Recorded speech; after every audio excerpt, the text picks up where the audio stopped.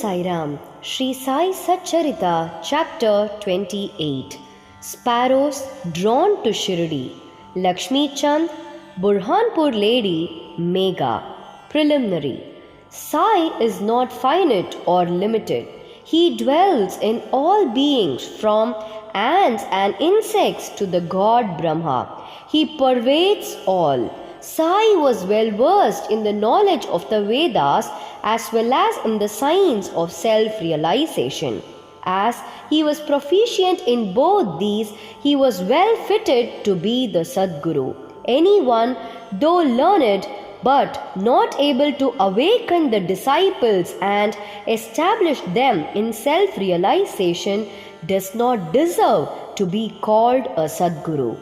Generally, the worldly parents give birth to the body, but death invariably follows life. But Sadguru does away with both life and death, and so he is more kind and merciful than anybody. Sai Baba often said that let his man, that is devotee, be at any distance 1,000 kilometers away from him, he will be drawn to Shirdi like a sparrow with a thread tied to its feet.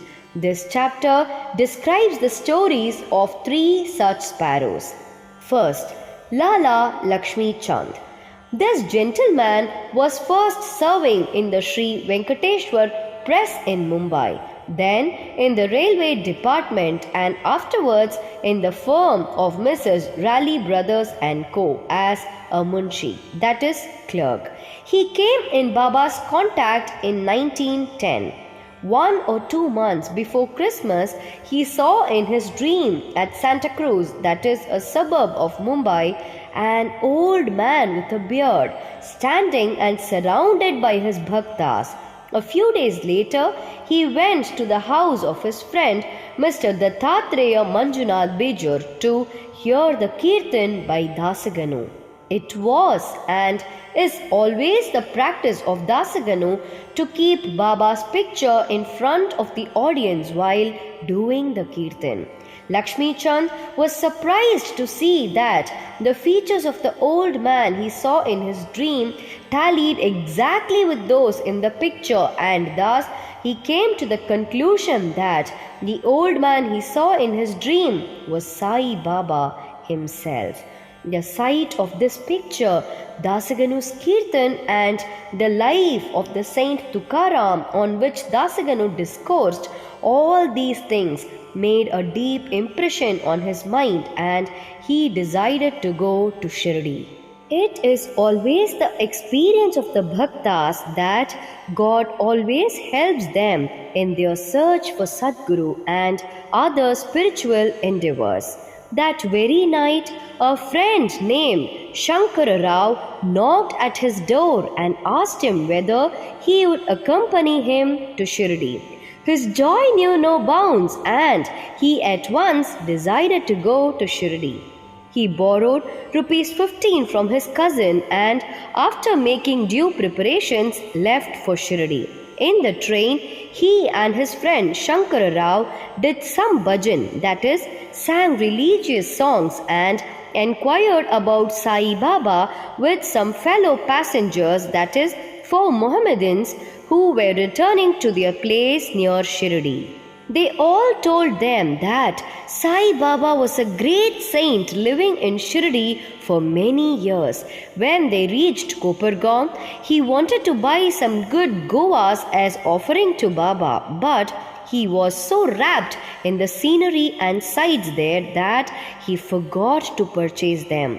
When they were nearing Shirdi, he was reminded of the Goas. Just then, he saw an old woman with a Goa basket on her head running after the Tonga. The Tonga was chopped, and he gladly purchased some fruits when the woman said, "Take all the rest and offer them on my behalf to Baba." The facts, that is, that he had intended to purchase guavas but had forgotten to do so, the old woman's encounter and her devotion to Baba, all these were a pleasant surprise to both the friends, and Lakshmi Chand thought in his mind that the old woman might be some relation of the old man he saw in his dream. Then they drove on and came near Shirdi, and on seeing flags on the masjid, they saluted them. With puja materials in hand, they went to the masjid and worshipped Baba with due ritual. Lakshmi Chand was much moved and was extremely happy to see Baba. He wrapped himself around with Baba's feet as a bee with a sweet-smelling lotus. Then Baba spoke as follows. Cunning fellow, he does bhajan on the way and inquires from others. Why ask others? Everything we should see with our own eyes. Where is the necessity to question others? Just think for yourself whether your dream is true or not. Where was the necessity of the darshan by taking a loan from a Marwari? Is the heart's desire now satisfied? Hearing these words, Lakshmi Chand was wonderstruck at Baba's omniscience. He was at a loss to know how Baba came to know about all the things that had happened en route from his house to Shirdi. The chief thing to note in this respect is that Baba never liked people to borrow or take loan for his darshan or celebrating any holiday or making any pilgrimage. Sanza. At noon, when Lakshmi Chand was sitting for meals, he got some sanza, that is wheat pudding, from a devotee as prasad. He was pleased to have it.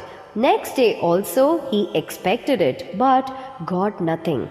So he was anxious to get it again. Then on the third day at the noon arati time, Bapu Sahib Jog asked Baba what naivedya he should bring. Baba told him to bring sanza. Then the bhaktas brought 2 big potfuls of sanza. Lakshmi Chand was very hungry and there was some pain in his back. Then Baba said to him, "It is good that you are hungry. Take sanza and some medicine for the pain in the back." He was again wonderstruck to see that Baba again read his mind and spoke out what was passing therein. How omniscient was he! Evil eye. During this visit, he, that is Lakshmi Chand, also witnessed the procession to the Chavdi. Baba then suffered much from cough. He thought that this suffering of Baba might be due to somebody's evil eye. Next morning, when he went to the masjid, Baba spoke to Shyama as follows. "I suffered last night from cough. Is it due to some evil eye? I think that somebody's evil eye has worked on me and so I am suffering." In this case, Baba spoke out what was going on in the mind of Lakshmi Chand. On seeing these proofs of Baba's omniscience and kindness to his bhaktas, he fell prostrate at Baba's feet and said, "I am much blessed with your darshan. Ever be kind and merciful to me and protect me always. There is no other God to me in this world except you. Let my mind be ever wrapped in your bhajan and feet. Let your grace protect me from the miseries of the world and let me ever chant your name and be happy." After getting Baba's udi and blessings, he returned home with his friend much pleased and contented and was singing Baba's glory on the way. He remained a staunch devotee of Baba then onwards and always sent garlands of flowers, camphor and dakshina with any person of his acquaintance bound for Shirdi. Second, Burhanpur lady. Now let us turn to another sparrow, that is devotee. One lady in Burhanpur saw in her dream Sai Baba coming to her door and begging khichdi, that is, rice cooked with dal and salt for his meals. On waking up, she saw nobody at her door. However, she was pleased with the vision and told it to all, including her husband. He was employed in the postal department, and when he was transferred to Akola, both husband and wife, who were devout persons, decided to go to Shirdi. Then, on a suitable day, they left for Shirdi, and after visiting Gomati Teerth on the way, reached Shirdi and stayed there for 2 months. Every day they went to the masjid, worshipped Baba, and passed their time happily. The couple came to Shirdi to offer khichdi as Naivedya, but for the first 14 days, somehow or other, it could not be offered. The lady did not like this delay or tardiness. Then, on the 15th day, she came at noon to the masjid with her khichdi. There, she found that Baba and others were already sitting for meals and that the curtain was down. Nobody dared enter in when the curtain was down, but the lady could not wait. She lifted up the curtain and entered. Strange to say that Baba seemed that day hungry for khichdi and wanted that thing first. And when the lady came in with the dish, Baba was delighted and began to eat morsel after morsel of khichdi. On seeing the earnestness of Baba in this respect, everybody was wonderstruck, and those who heard the story of khichdi were convinced about his extraordinary love for his devotees.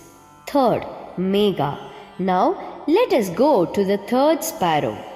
Megha of Viramgaon was a simple and illiterate Brahmin cook of Rao Bahadur H.V. Sathe.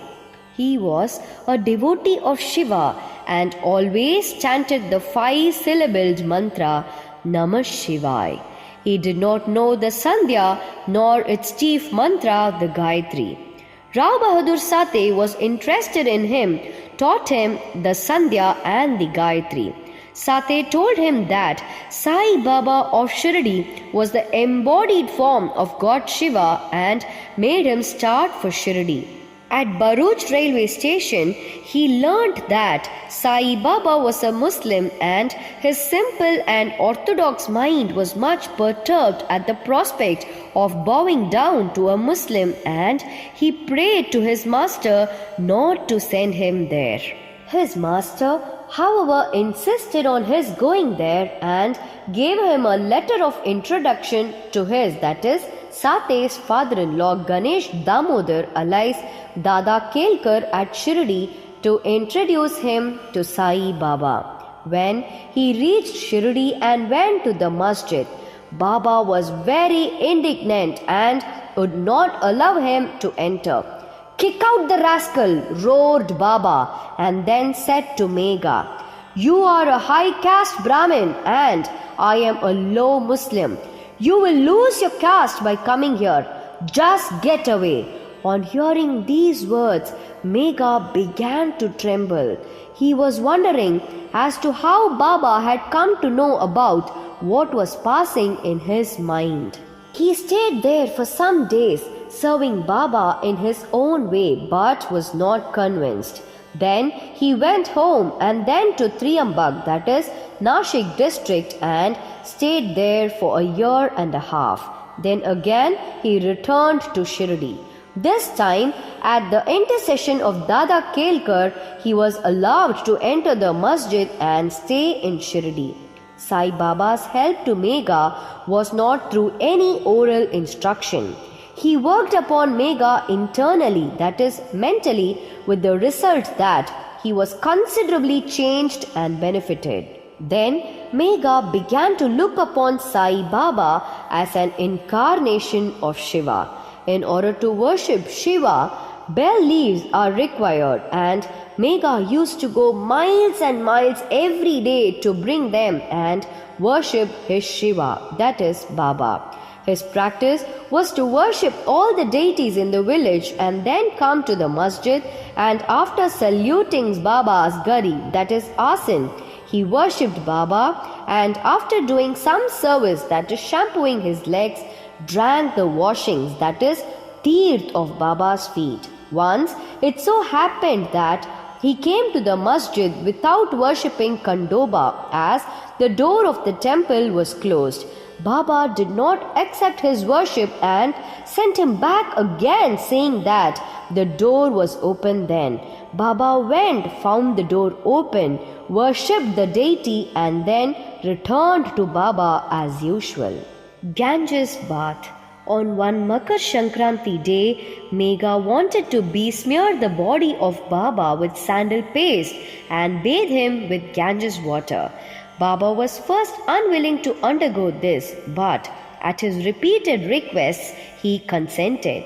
Megha had to traverse a distance of 8 kilometers, that is for going and returning, to bring the sacred water from the Godavari river. He brought the water, made all preparations for the bath at noon, and asked Baba to get ready for the same. Then Baba again asked him to be spared from this bath, saying that as a fakir he had nothing to do with Ganges water, but Megha did not listen to him. He knew that Shiva is pleased with Abhishek, that is, sacred bath, on that auspicious day. Baba then consented, came down and sat on a wooden board, and projecting his head said, "O Megha, do at least this favor. Head is the most important organ of the body, so pour the water over that only. It is equivalent to the whole bath." "All right," said Megha, and lifting the water pot up, began to pour it on the head. But in doing this, he was so much overwhelmed with love that he cried out, "Har Har Gange," that is, "Hail Goddess Ganga," and emptied the pot on the whole body. He kept the pot aside and began to look at Baba, but to his surprise and amazement, he found that only Baba's head was drenched while the body quite dry. Trident and Pindi. Megha worshipped Baba at two places. In the masjid, he worshipped Baba in person, and in the Wada, Baba's big picture given by Nana Saheb Chandorkar. This he did for 12 months. Then, in order to appreciate his devotion and confirm his faith, Baba gave him a vision. One morning, when Megha was still lying down on his bed with eyes closed but internally awake, he saw clearly Baba's form. Baba, knowing him to be awake, threw akshata, that is, rice grains marked red with kumkum, and said, "Megha, draw a trident," and disappeared. Hearing Baba's words, he eagerly opened his eyes, saw no Baba there, but only rice grains spread here and there. He then went to Baba, told him about the vision, and asked permission to draw trident. Baba said, "Did you not hear my words asking you to draw trident? It was no vision but direct order. My words are always pregnant with meaning and never hollow." Megha said, "I thought you woke me up, but all the doors were closed, so I was doubtful and thought it to be a vision." Baba rejoined, "I require no door to enter. I have no form. I always live everywhere. As a wire puller, I carry on all the actions of the man who trusts me and merges in me." Megha returned to the Wada and drew a red trident on the wall near Baba's picture. Next day, a Ramadasi Bhakta came from Pune, saluted Baba, and offered him Pindi, that is, a phallic image of Shiva. At this time, Megha also turned up there. Baba said to him, "See, Shankar has come.